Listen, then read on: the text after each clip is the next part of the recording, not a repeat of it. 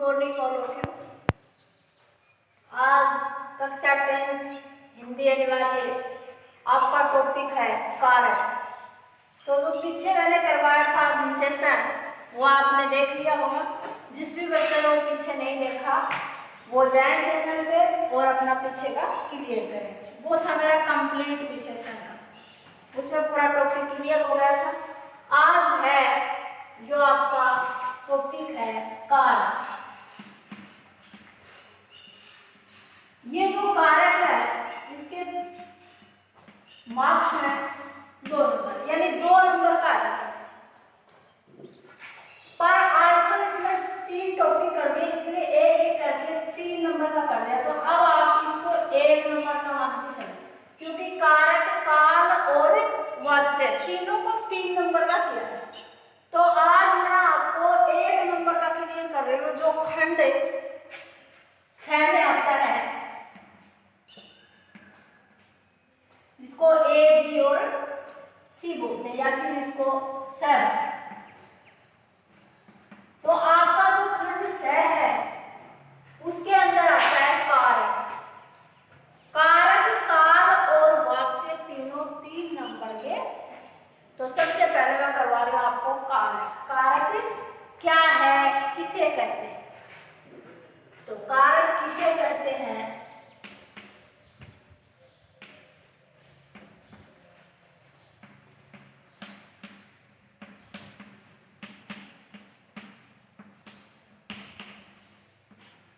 देखो, कारक किसे कहते हैं? संज्ञा या सर्वनाम के जिस रूप से उसके होने का पता चलता है। संज्ञा या सर्वनाम से जिसके होने का पता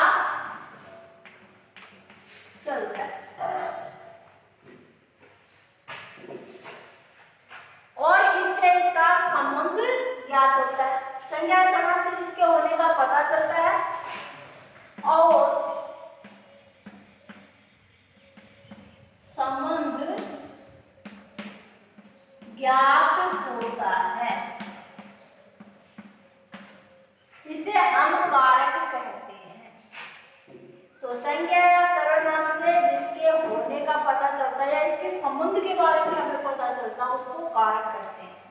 कारक है, इसको पर, शरग या चिह्न के माध्यम से हमें इसका पता चलता है। तो इसमें किस चीज का प्रयोग किया जाता है, या प्रत्येक कारक की पहचान के लिए हम क्या करते हैं? संज्ञा या सर्वनाम के साथ क्या करते हैं? चिह्न या पर, शरग का प्रयोग करते हैं या पर, शरग लगाए जाते हैं। प्रत्येक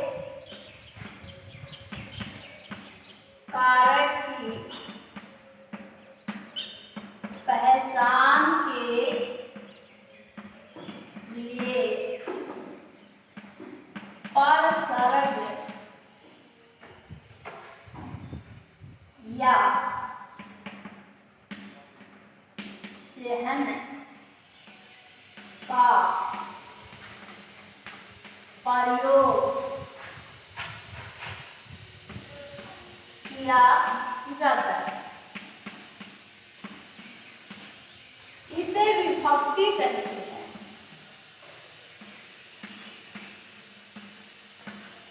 इसे विभक्ति कहते हैं। अब क्या होता है कि प्रत्येक कारक की पहचान के लिए परशरक का नाम ही क्या है? चिह्न। चिह्न का प्रयोग किया जाता है, इसे हम क्या कहते हैं? विभक्ति कहते हैं। अब नोट है कि कई बार होता है कि जो विभक्ति है वो कोई अनिवार्य भी नहीं होती है। जरूरी नहीं कि उसका प्रयोग हम करें, न भी करें कभी। तो कारक के साथ विभक्ति चिन्ह का प्रयोग करना आवश्यक नहीं है। विभक्ति के साथ कारक चिह्न का प्रयोग करना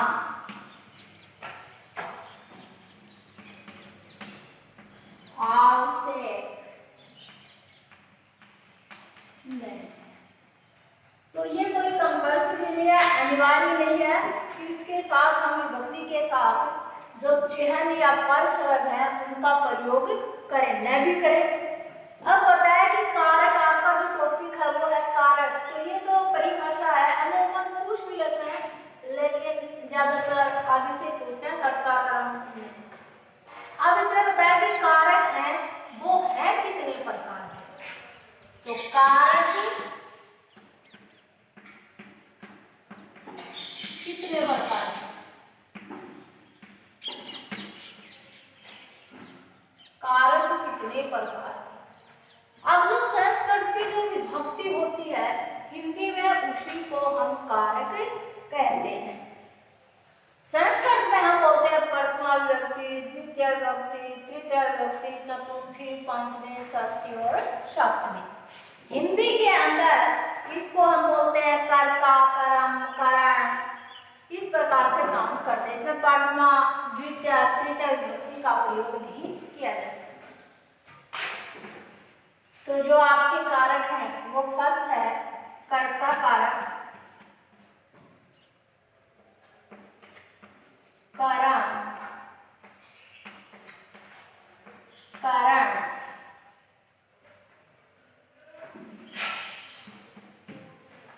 इसके बाद में है आपका संपन्नाम,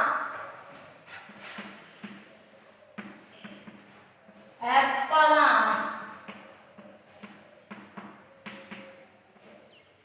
छठा है संबंध, सातवां है अधिकरण और आठवां आपका संबोधन।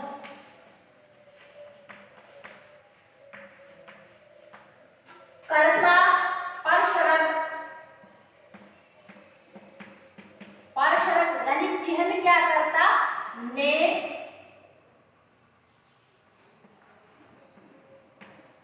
कर्म को कारण से, संपन्नाम के लिए, अपादान से या अलग होने के योग में, अलग होने के योग में, संबंध का, की, के, रा, री, रे, गा, गी, गे, ना, नी, ने, ये क्या है, संबंध है। अधिकरण है आपका में और पर, में और पर अधिकरण। संबोधन है हे, अरे, ऐजी, ओजी, सुनो जी, ये क्या संबोधन है। हे, अरे, ओ, ऐजी,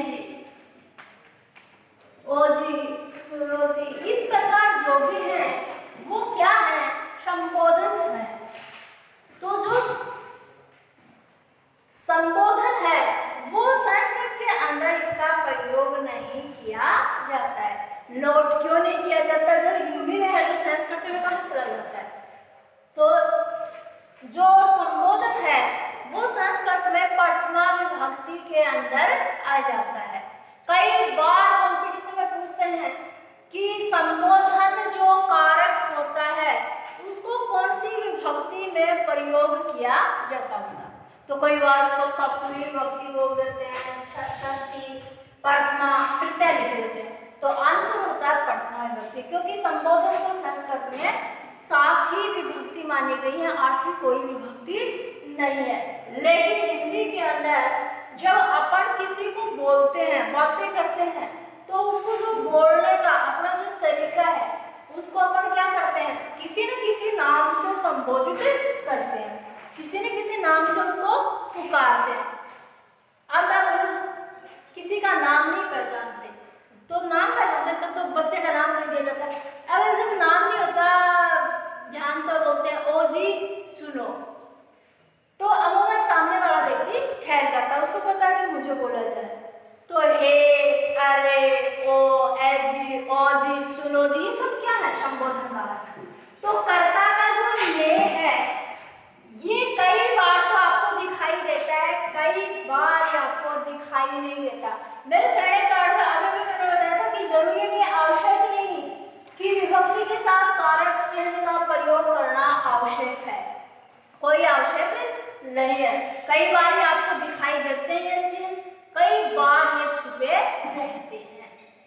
तो यहाँ तक मुझे है कि आपको समझ में आया कि संज्ञा सर्वनाम के जिसके होने का पता चलता है या उसके संबंध को बारे में हमें ज्ञात हो जाता है, उसको बोलते हैं कारक। इसके बाद में पढ़ते हैं कारक की पहचान के लिए परशरक या चिन्ह का प्रयोग किया जाता है। इसे हम क्या कहते हैं? संस्कृत में विभक्ति कहते हैं। विभक्ति के साथ कारक चिन्ह का प्रयोग करना आवश्यक भी नहीं होता। आप सोचे कि ने, को, के, लिए, में, पर, हे, अरे, ओ जी, ए जी, सुनो जी, इस प्रकार हमें मिलेंगे, कई बार नहीं मिलते, फिर भी हम क्या करते हैं? उसको महसूस करते हैं, फीलिंग करते हैं उस चीज की। तो कारक है वो फिर कितने प्रकार के होता है? 7 प्रकार के। वैसे तो विभक्ति तो और हिंदी के अंदर कारक है वो 8 प्रकार के बताए गए हैं। कर्ता, परशरक या इसका चिन्ह है ने, कर्म, को, करण, से, संपादन के लिए, अपादान से या अलग होने के योग में, संबंध का, की के, रागी रे, गागी के, ने, नानी ने, अधिकरण में और पर संबोधन हे, अरे, ओ, ए जी, सुनो जी, ये क्या है? आपके कारक। आगे देखो, तो ज्यादा से ज्यादा इसको लाइक करें, शेयर करें, सब्सक्राइब करें, क्योंकि आप लोगों के लिए बनाया है और हमने भी मेहनत की है, तो हमें भी पता चले कि आप देख रहे हैं, संतुष्ट हैं इस चीज से। तो एक लाइक तो बनता है आपको। अब आगे आपके क्वेश्चन कहाँ से आते हैं? अब जो क्वेश्चन है वो आया जैसे कर्ता ने। अब इसने बताया कर्ता ने तो आ गया, पर कर्ता है क्या चीज? फिर आप बोलेंगे कर्म, तो कर्म चीज क्या है? अब कर्ता होता क्या है? तो संज्ञा या सर्वनाम का वह रूप, संज्ञा या सर्वनाम का वह रूप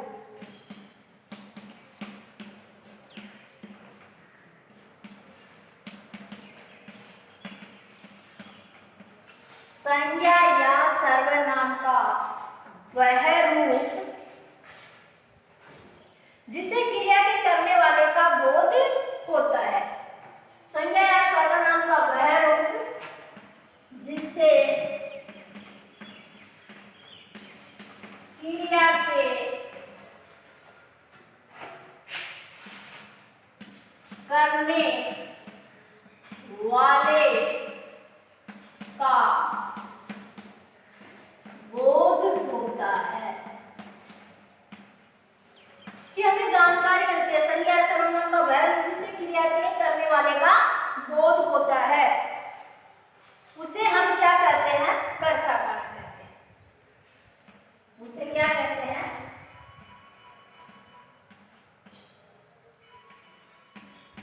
कर्ता कारक कहते हैं।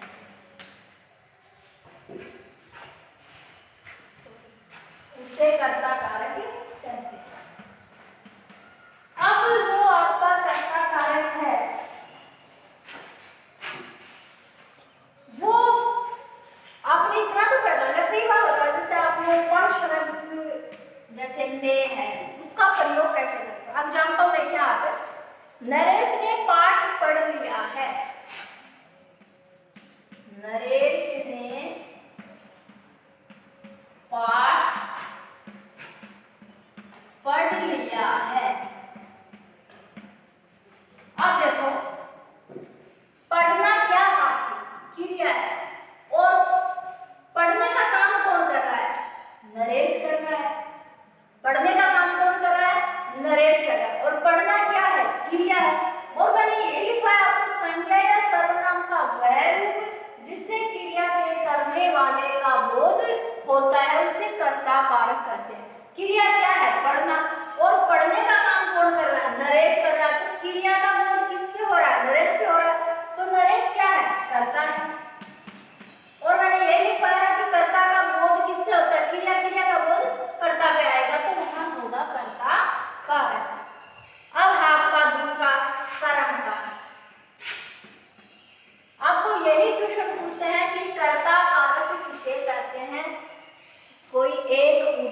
देके समझाएं तो आप परिभाषा देंगे और कोई भी एक उदाहरण देंगे।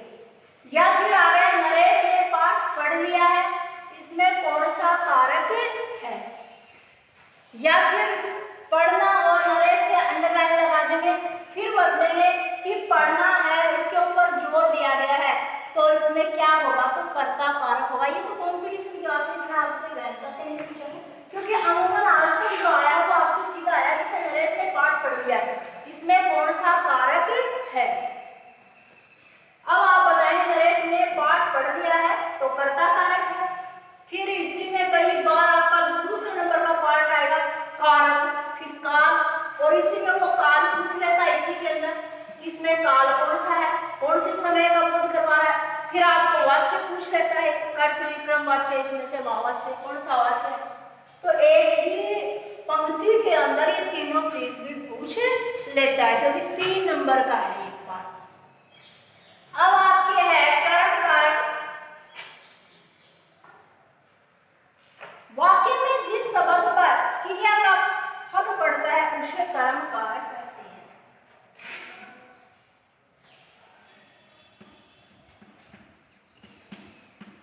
कर्म कारक इसमें क्या होता है, वाक्य में जिस शब्द पर, वाक्य में जिस शब्द पर, वाक्य में जिस शब्द पर क्रिया का फल पड़ता है, जिस शब्द पर क्रिया का फल पड़ता है उसे कर्म कारक कहते हैं।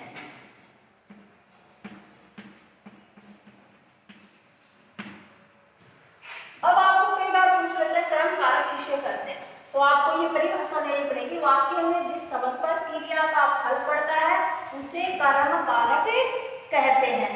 कैसे, महेश पुस्तक को पढ़ता है, एग्जाम्पल दिया, महेश पुस्तक को पढ़ता है।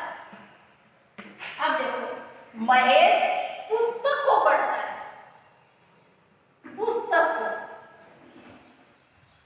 और मैंने बताया कि पढ़ने का काम है वो कर तो कर रहा, महेश कर रहा, पर अपन पढ़ते हैं इसको देखो, महेश पुस्तक को पढ़ता है, पढ़ता है, क्या पढ़ता है, पुस्तक। तो यानी पढ़ने का काम किस पे आ रहा है, यहाँ पे कर्म पे आ रहा है, और पहले वाले में देखो किस पे आ रहा था, पढ़ना। क्या पढ़ना, पाठ पढ़ना, लेकिन पढ़ना कौन पढ़ रहा है यहाँ पे, तो नरेश पढ़ रहा है, तो यहाँ करता क्या, और पढ़ता है, क्या पढ़ता है, पुस्तक पढ़ता है।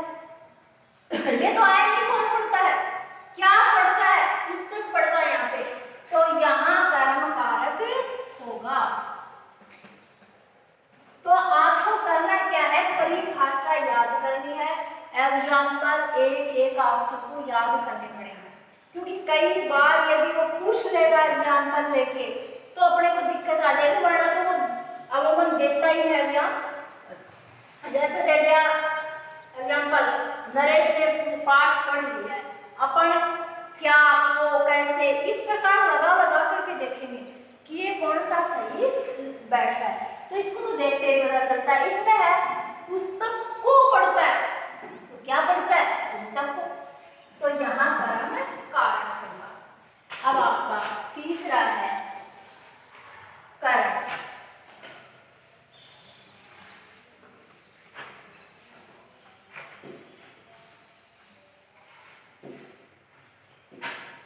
ये उतार लिया होगा शायद आपने, नहीं उतारा है तो देखिए नोटबुक में पक्का उतारना है, क्योंकि साथ साथ अगर आप नोटबुक यूज में लेंगे तो आपके एक तो कर्म वाइज पूरे टॉपिक मिल जाएंगे, वरना फिर आपके आगे पीछे वीडियो जाएंगे, फिर आप देखते हैं कि हाँ वो वाला तो मैंने पढ़ लिया, फिर 2 दिन बाद में वो भूल जाएंगे।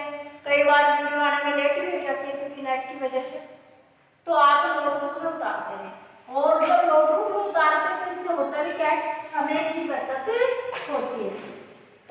समय को ध्यान में रखते हुए जो आपको मिल रहा है उसका अच्छे से उपयोग करें। फिर आपका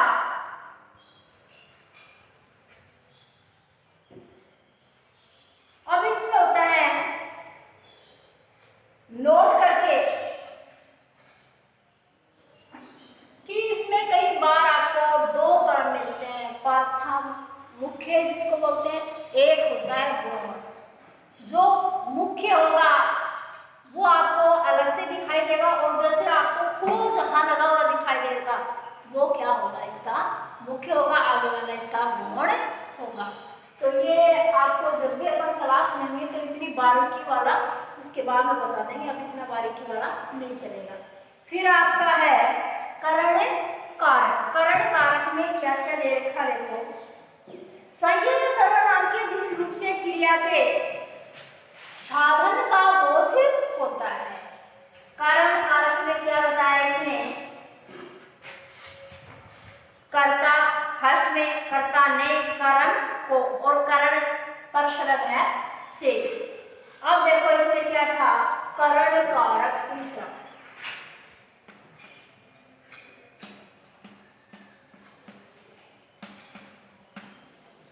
करण का से संबंध यानी परशरक चयन।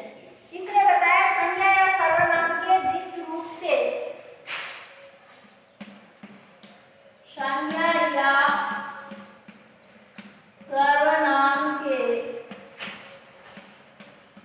जिस रूप से, संज्ञा या सर्वनाम के जिस रूप से क्रिया के साधन का बोध होता है, जिस रूप से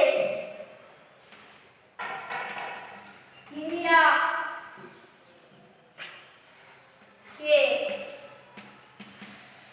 साधन का बोध होता है उसे करण कारक कहते हैं। क्या ले लिया, संज्ञा या सर्वनाम के जिस रूप से साधन का बोध होता है उसे करण कारक कहते हैं। सुरेश फुटबॉल से खेलता है।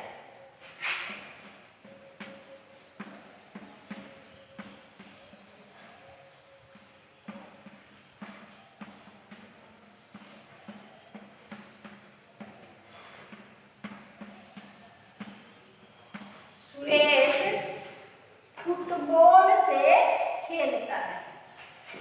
सुरेश फुटबॉल से खेलता है। सुरेश किससे खेलता है, फुटबॉल से। देखो खेलने का काम किससे हो रहा है, फुटबॉल से हो रहा है। खेलने का काम किससे हो रहा है, फुटबॉल से हो रहा है। देखो खेलना क्या है, क्रिया, और क्रिया का बोध जब उसके साधन पे पड़ेगा, साधन कौन सा, कोई न कोई सामग्री होगी उसके पास, उसके बगैर तो खेल नहीं पाएगा। तो ये जो क्रिया है खेलना, इसमें ये बताया संज्ञा या सर्वनाम के जिस रूप से क्रिया के साधन का बोध होता है। क्रिया है और इस क्रिया के साधन कौन सा, फुटबॉल है। तो यहाँ कौन सा कारक होगा, करण कारक होगा। इसके बाद में दे रखा है संप्रदान कारक।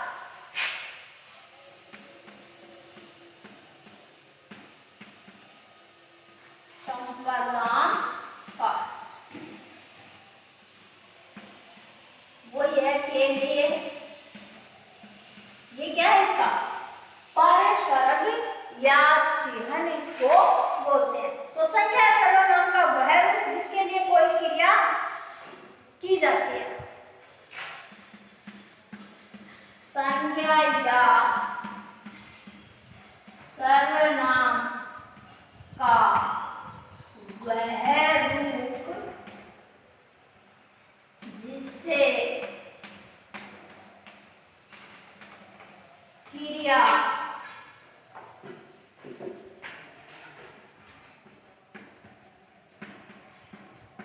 की जाती है तो संप्रदान कारक में है कि संज्ञा सर्वनाम का वह रूप जिसे क्रिया की जाती है उसको संप्रदान कारक कहा जाता है। संप्रदान का अर्थ वैसे होता क्या है? संज्ञा सर्वनाम का वह रूप जिससे क्रिया की जाती है संप्रदान कारक कहते हैं।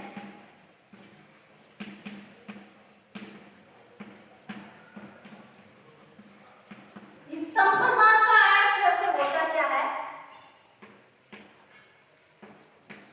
संप्रदान का अर्थ होता है देना। क्या अर्थ होता है? देना। तो संप्रदान का अर्थ क्या होता है? देना होता है।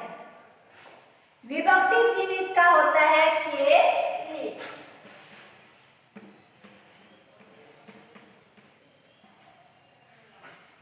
जैसे मोहन ने सोहन को पुस्तक पढ़ने के लिए दी, तो यहाँ क्या है? देना है।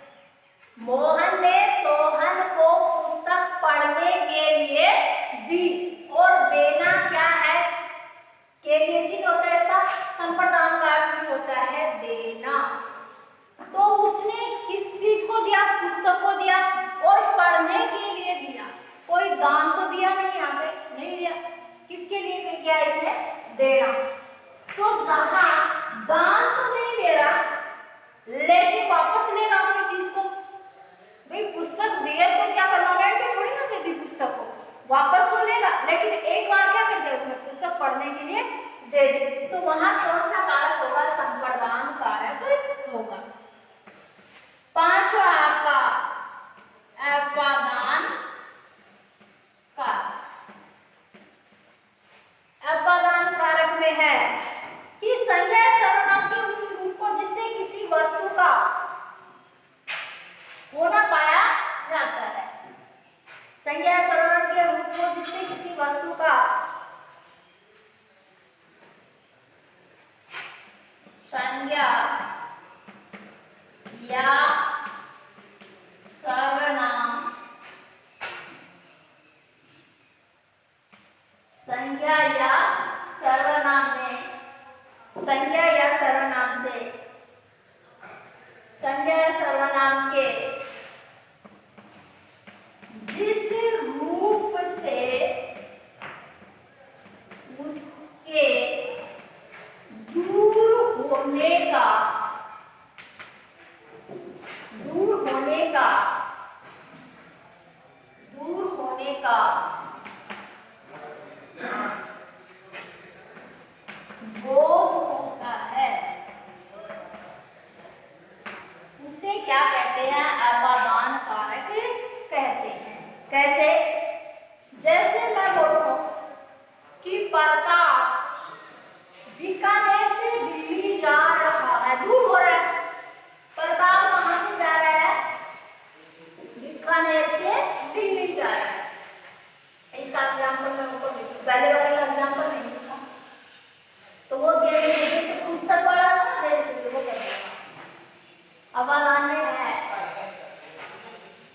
इसका उदाहरण है इसका अपादान। अपादान कारक का उदाहरण है प्रताप बीकानेर से दिल्ली जा रहा है। मेरे कहने का अर्थ है दूर हो रहा है, अलग हो रहा है ना, दूर हो रहा है। तो जहां प्रताप बीकानेर से दिल्ली जा रहा है तो अलग हो रहा है, जैसे गंगा हिमालय से बहती है। तो ये क्या है? अलग हो रहा है। तो दूर होने का जहां बोध होगा वहां अपादान कारक होगा। इसके बाद में आपका है संबंध कारक। शायद यहाँ तक आपके अमूमन समझ में आ रहा होगा। प्लीज लाइक और शेयर करें, क्योंकि आप ही के लिए करते हैं, हमारा भी मनोबल बढ़ता है कि हाँ बहुत से बच्चे देख रहे हैं, कितने व्यू आते हैं, कितने लाइक आते हैं, कितने सब्सक्राइब आते हैं। अब है इसका संबंध कारक।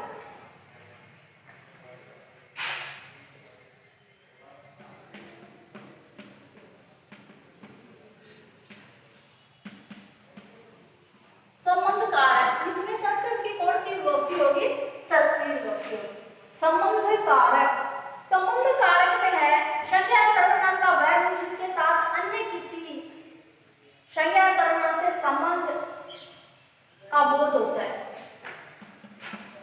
संज्ञा या सर्वनाम में यदि संबंध का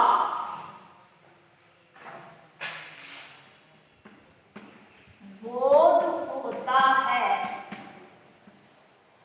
संबंध का बोध होता है तो इसे संबंध कारक कहते हैं। संबंध कारक कहते हैं।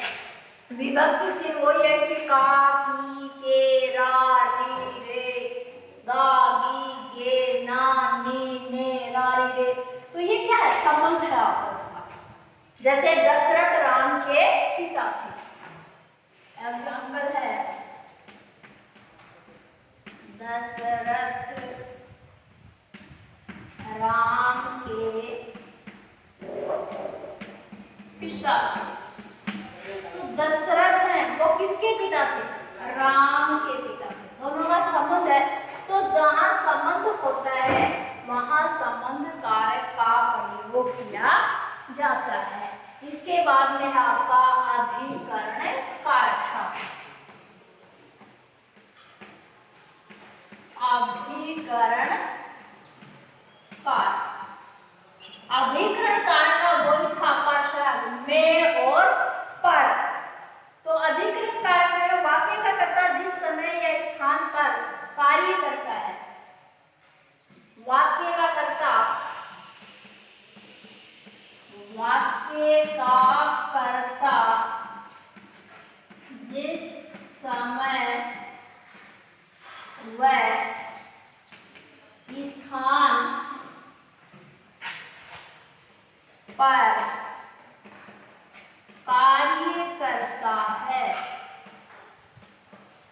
उसे अधिकरण कारक कहते हैं।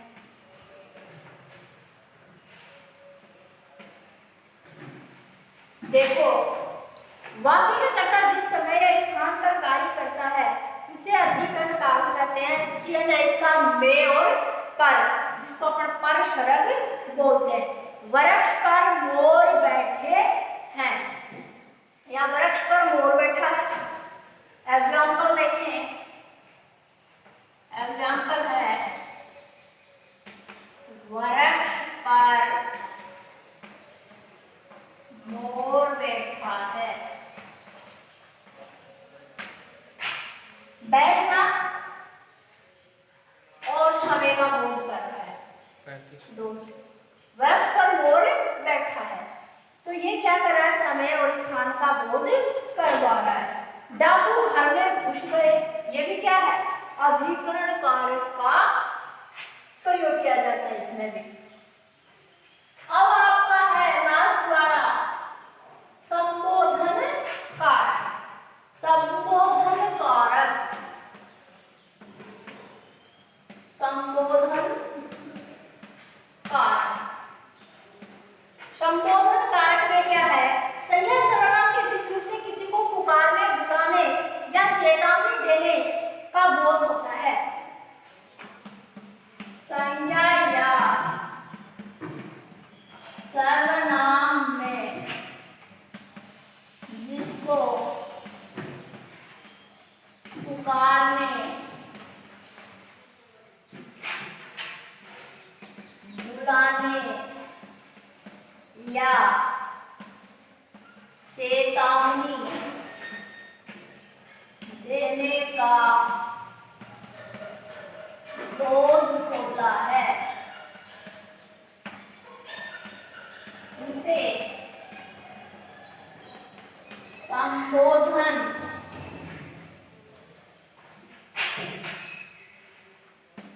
कारक कहते हैं। किसी को पुकारे, बुलाए,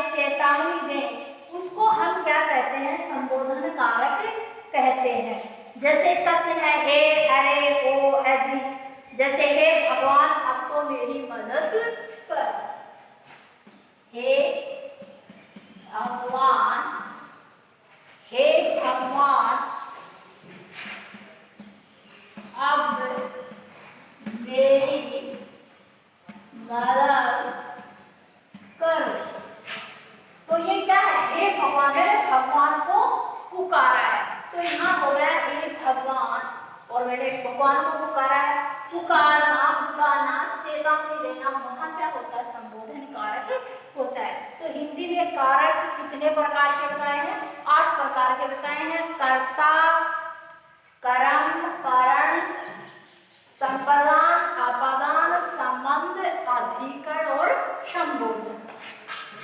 कर्ता में होता है क्रिया का प्रभाव कर्ता पे पड़ता है। कर्म में होता है कि क्रिया का प्रभाव कर्म के ऊपर पड़ता है। फिर तीसरा बताया करण, करण का अर्थ है साधन के ऊपर होता है। के लिए वाला था, फिर किसके लिए अपन काम कर रहे हैं, और फिर जैसे देना, मैंने पुस्तक पढ़ने के लिए दी, इस प्रकार से। फिर इसके बाद में था से। तो इस प्रकार से आपका ये फिर जो संबोधन है लास्ट वाला, ये टॉपिक क्लियर होता है। अब अगली जो क्लास होगी उसमें आपको काल बताएंगे, काल, क्योंकि कारक, काल और वाचक तीनों 3 नंबर के हैं। तो इसके आगे वाला होगा काल। तो आप सबसे ज्यादा चैनल को सब्सक्राइब करें, लाइक करें, शेयर करें। तब तक के लिए अलविदा, जय हिंद, जय भारत।